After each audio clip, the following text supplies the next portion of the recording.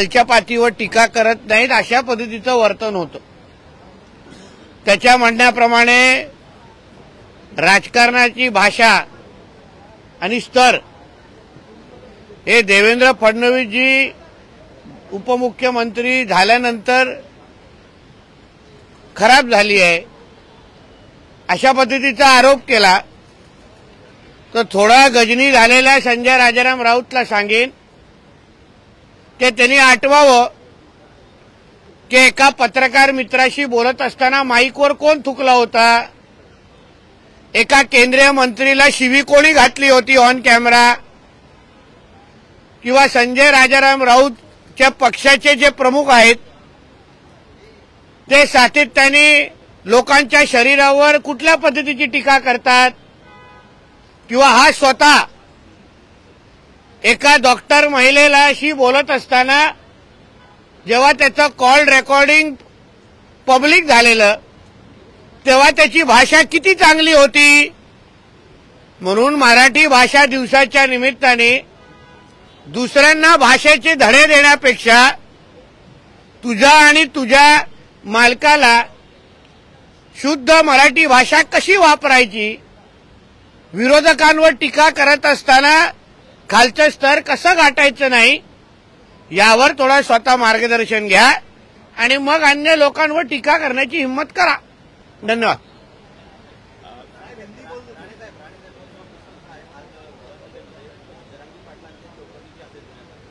आज एसआयटीची चौकशी असंख्य आमदारांनी लोकप्रतिनिधींनी तशी मागणी केलेली आहे, कारण का महाराष्ट्रातला जाळपोळ करण्याची अगर भाषा कोणीही करत असेल तर त्याची चौकशी झालीच पाहिजे आणि त्यानुसार एसआयटीची चौकशी जाहीर झाली। आता बघू चौकशीमध्ये काय काय बाहेर येतं। शरद पवार यांच्यावरती आरोप होत आहे, जरांगेंच्या मागे शरद पवार आहेत किंवा त्यांच्यामुळेच हे सगळं घडलं असाही आरोप तुमच्या सगळ्या आमदारांकडून। बघा आता एकदा एसआयटीची चौकशी जाहीर झाल्यानंतर मला असं वाटतं की एसआयटीची चौकशी सुरू होण्यासाठी आपण थांबलं पाहिजे। त्या निमित्ताने ज्या गोष्टी बाहेर येतील त्याच्यावर सगळी माहिती बाहेर येईल। माहितीपेक्षा जरांगे पाटलांचे जे जुने सहकारी आहेत, जे शिवबा संघटनेमध्ये आहेत, त्यांनी जी काय माहिती दिली त्यानुसार, म्हणून परत सांगतो आता एसआयटीची चौकशी जाहीर झालेली आहे, थोडं जरा थांबा आणि त्याच्याबद्दलची भूमिका काय असेल तर कळेल।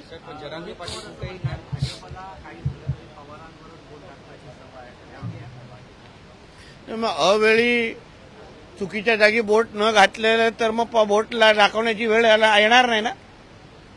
म्हणजे योग्य जागी योग्य बोट घातलं तर मग समाधान भेटतो। जरांगे पाटील यांची कुठेही नरमाईची भूमिका दिसत नाही। ते अजूनही म्हणतात की मला ज्यांनी फेसटाईम कॉल केला होता, फेसटाईम तो व्हॉट्सअप आपला आयफोनवर होतो, तो जर कॉल केला तर त्याची पण यादी मी बाहेर काढीन आणि माझ्याकडे कॉल। बघा एक लक्षात घ्या, परत तुम्हाला सांगतो, एसआयटी चौकशी जेव्हा जाहीर होते ती फार सखोल चौकशी असते। म्हणजे फोन कोणी कोणाला केला, कसा केला, कोण कोणाला कुठे भेटलंय, हे सगळ्या बाबतीची चौकशी आता येणाऱ्या दिवसामध्ये होईल आणि सगळी माहिती आता एसआयटीच्या चौकशीनंतर आता काय उरणारच नाही। प्रत्येक गोष्टीची प्रत्येक टोकाची माहिती घेतली जाईल आणि मग त्या पद्धतीची चौकशी होईल। आता बघा ही त्यांची भूमिका आहे की नाही, तर मला वाटतं त्याच्यावर एसआयटीमध्ये माहिती येईल। भुजबळ, विजय वडेट्टीवार आणि नाना पटोले यांच्यावरती जेव्हा जरांगेंनी चुकीचे शब्द, अजून काय दुसरा विषय आहे का? वो आप ही ट्रांसलेट हिंदी में करे, मतलब कुछ नहीं है मेरे लिए। एसआईटी जब जाहिर होने के बाद जो इन्फॉर्मेशन बाहर आएगा तभी के लिए थोड़ा तो रुकिए ना। सारा का सारा ब्रेकिंग न्यूज आपको आज का क्यों चाहिए?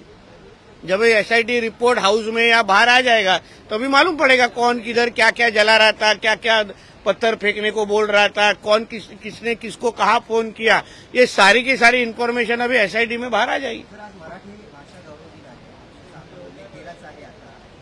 राजकारण्याकडून पण जी असंसदीय भाषा ऐकायला येते किंवा जे होतं त्यामुळे महाराष्ट्राच्या राजकारणात तुम्ही असं कधी भाषा ऐकायला मिळाली की आता ऐकायला मिळत आहे? ते पण कोणी सुरू केली आणि कोणी थांबवावी यावर मला असं वाटतं कुठे ना कुठेतरी विचार झाला पाहिजे।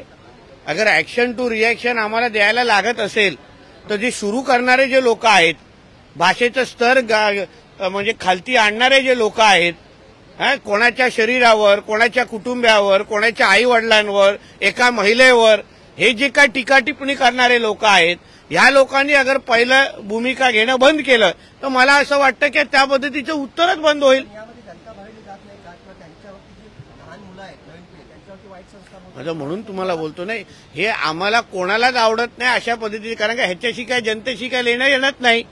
पण शेवटी बोलणारे जे लोक आहेत त्या लोकांनी बोलणं थांबवलं तर उत्तरं मिळणं कमी होणार. नांदेडमध्ये अशोक चव्हाण यांच्यासमोर जय श्रीरामच्या घोषणा देण्यात आल्या, मात्र त्यांनी जय श्रीराम न म्हणता भारत माता की जय अशा शब्द उत्तर दिलेलं आहे. तुम्ही कसं पाहता? आज नाही तर उद्या जय श्रीराम म्हणतील. आता तर नागपूरच्या आमच्या संघ कार्यालयामध्ये पण आमच्या बरोबर येतील. आज नाही तो कल, कल नाही तो परसो, म्हणायला तर लागणारच.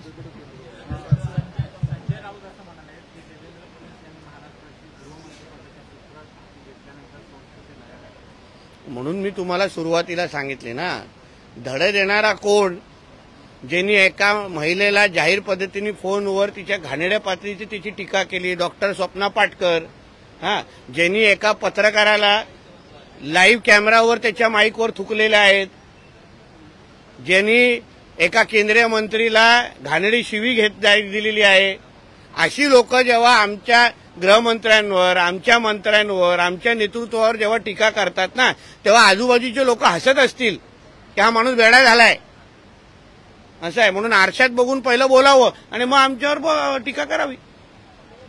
ठीक आहे.